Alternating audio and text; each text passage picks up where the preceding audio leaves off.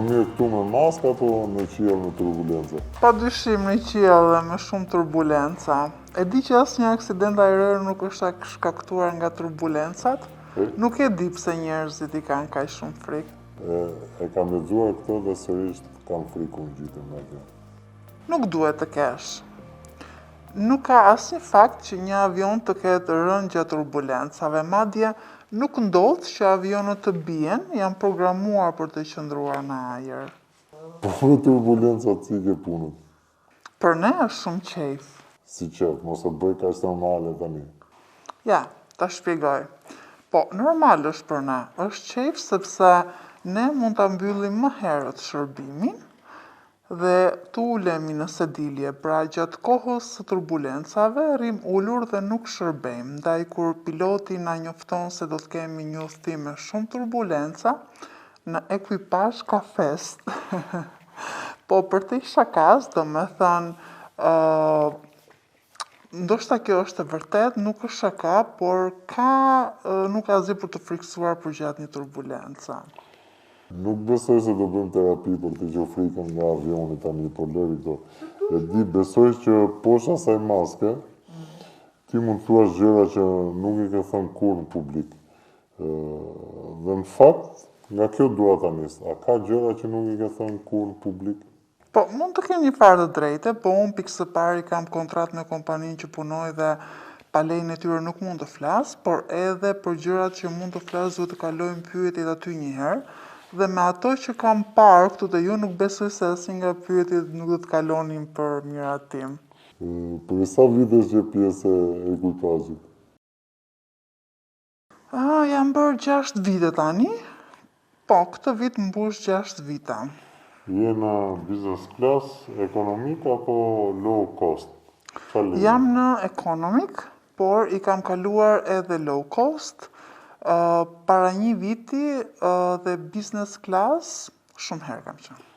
Po, pra atëherë kjo tregon që di shumë sekrete. Gjëra që publiku nuk i di. Çfarë ndodh brenda një avioni? Po, sigurisht. I ke kapur ndonjëherë pasagjerët duke bërë seks për shkakun? O zot, gjëja më e shpifur ndonjëherë. Pse mo? Mos më thuaj që je e virgjër tani. Të gjëja më e shpifur se imagjino si janë banjat në avion, mirë që derën nuk e kishin mbyllur, mirë se nuk i nxinte, janë shumë të vogla, po nga jashtë byta e këtij burrit gati sa s'po dilte tek ulset e para, një tmerr. Dhe me sikletshmja ishte që na njoftuan pasagjerët, dikush ishte shkuar në banjë vetëm kur kishte parë skenën, por më tepër ata që ishin brenda e kishin parë dhe as ishin shqetësuar fare, e kishin bërë me shenjë vazhdo. Po ku shkove ti? Kur shkova unë sërish nuk donin t'ja dinin, më beso. Nuk ndaluan? Nuk ndaluan, më desh të hapja derën tamam, në fakt dera ishte hapur se banja është shumë e vogël dhe doja t'ju thoja se do hanin gjop nëse nuk ndalonin, ishte të tmerrshme. Çfarë situate o zot, imagjino. Kur dolën pastaj, unë bërthye ky nga poshtë, sa ajo kishte fustan dhe ishte më komode, dolën sigur asgjë nuk ishte ndodhur, ndërkohë gjithë avioni i hëngri me sy. Ca me pështirosit, ca metalli, ata hiç nuk u bënte syri tërë fare, ishte edhe ditë plus fluturimi, nuk ishte aq gjatë, po nuk do të harroj kur atë skenë. Nuk ishin shqiptar, besoj. Shqiptar ishin? Jo. Pa parë. Do themi çfarë linje ishte? Jo, të lutem. Po ata që ishin në vend, nëse e dëgjojnë, e bëjnë lidhjen direkt. Çfarë ndodh në tilla raste? Paguajnë ndonjë gjoba? Përjashtohen nga lista e pasagjerëve të asaj linje ajrore, por edhe gjop sigurisht. Po rastet kur kanë dashur të bëjnë seks edhe nuk e kanë finalizuar dot si këta aventurierë, për shembull. Çfarë ndodh? Raste të tilla shumë. Më është dashur të trokas në derë, e kanë hapur, por ka edhe raste që në udhëtime të gjata, natë, nuk bezdisi njeri, dhe e kemi bërë një sy qorr. Ndodh shpesh ky gjë? Ndodh. Jo shumë shpesh, por le të themi Një në 20-30 fluturime më besoni bëjnë seks. Okej. Po ndonjë nga ekipazhi ka lidhje intime, domethënë do që mund të ketë ndonjë lidhje midis jush dhe tjera apasionante aq sa ka pasagjerët? Po, ne nuk quhemi. Që nuk quhet, ç'është kjo nuk quhet? Ju jeni në harpune për më tepër. Tani, po siç mund të jesh dhe ti, mund të jeni dhe ju në orar pune, dashurosh me kolegen, dhe mu këtu ku jam ullur unë të bëni seks, është një të gjë. Por këtu s'është njësoj, ne nuk kemi përgjithësi pasagjerë në punën tonë. Ne këtu thjesht është dhomë edhe mund bësh të duash fundi e fundit. Mos e mund të ta bësh këtë tani. Ti di çfarë duhet të them, nuk është se ndodh që të ri një stewardess dhe një steward me orë të tëra në intimitet. Se stewardessa zgjasi pak domethënë. Jo, por, shiko, nuk kanë kohë, në ajër çdo gjë është e limituar, po e kalojmë pak se e kthym shumë në gallat. Si gallat? Tani ndodh apo nuk ndodh? Ndodh apo nuk ndodh? Që një steward dhe një stewardess të jenë dashuruar dhe të kenë ato momentet e tyre që i vjen maj tundës dhe duan të bëjnë seks. Po, shiko, ka ndodhur, thash gallat në kuptimin e detajeve që tentove të hyje, por janë raste shumë të rralla, zakonisht nuk qëndrojnë të njëjtin ekuipazh, shefat nuk e din se po ta dini heqin ose njërin ose tjetri, ndaj kushdo që është qift në ekuipazh e mbajnë top secret, përveç se neve, sepse kolegët është e pamundur të fshihen se i tradhon gjua e trupit, plus që ju leverdiste na e thonë. Përveç kësaj, ka ndodhur ndonjëherë që dikush nga pasagjerët të ketë ngacmuar seksualisht? Po, ka ndodhur. Ndodh shumë në low cost të ngacmojnë, kur shërben pije apo ushqime tentojnë të afrohen, edhe kur kalon pranë tyre është një dorë aty jashtë ndenjses krejt rastësisht që të prek.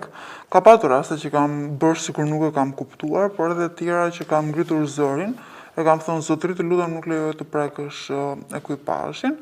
Është ndjerë në siklet dhe është justifikuar direkt, por mjaft sa për t'i dhënë një mësim.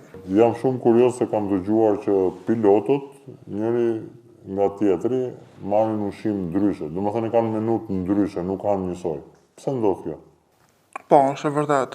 Duhet të hanë ushqim ndryshe nga njëri tjetri, pra nëse njëri ka në menu mish, tjetri duhet të ketë peshk, për shembull është një mas sigurie në rast se njëri helmohet. Është e vërtetë domethënë. Po, çfarë ndodh nëse dikush vdes në avion? Pyetje e rëndë.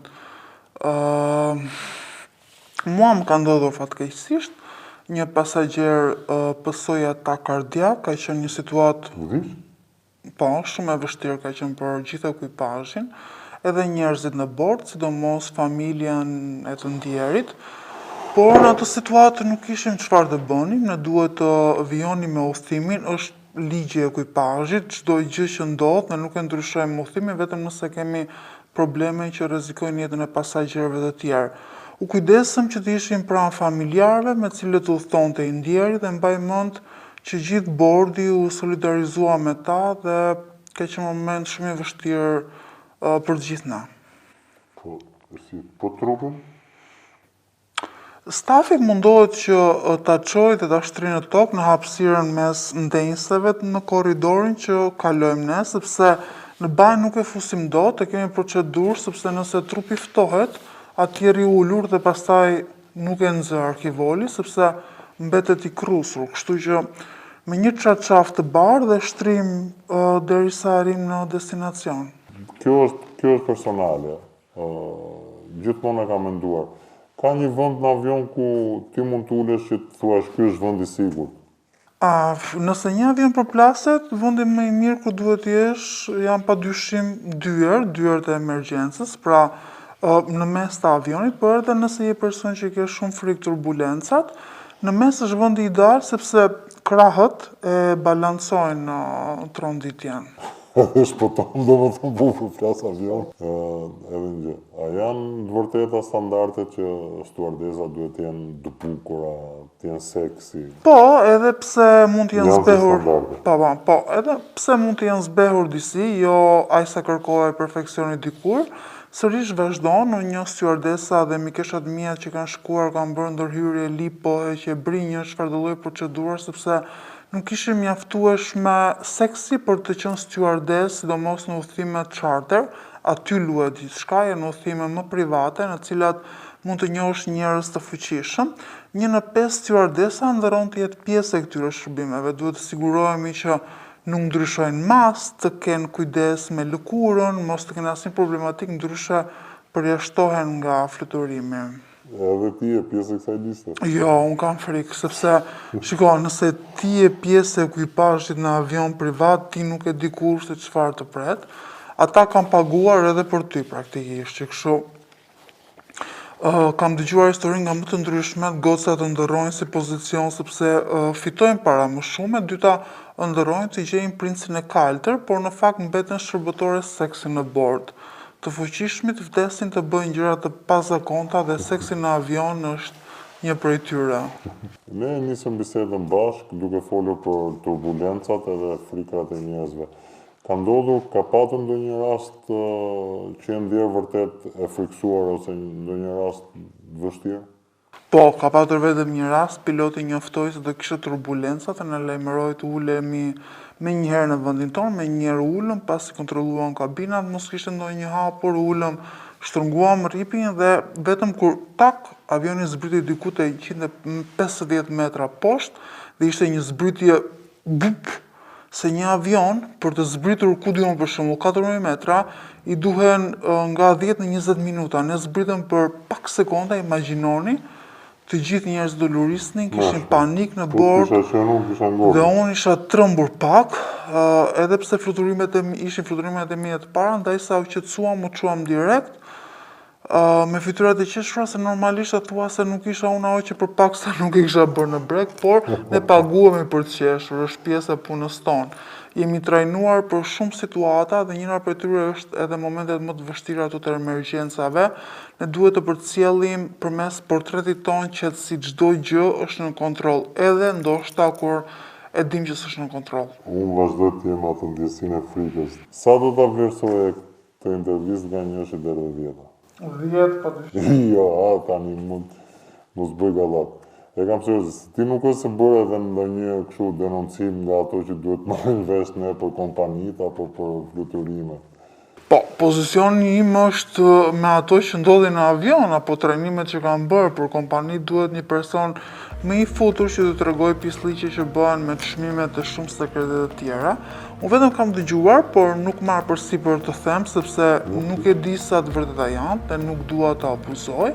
Por një miku im për shembull mund të ishte super për këtë intervistë dhe më ka treguar shumë gjëra që nëse do dilte këtu është super. Për shembull çfarë gjë? Po, për një alarm sigurie për shembull, që nëse do kishte rezultuar i vërtet, do kishte përfunduar në tragjedi. Kishin marrë një alarm për bombë. Jo. Po.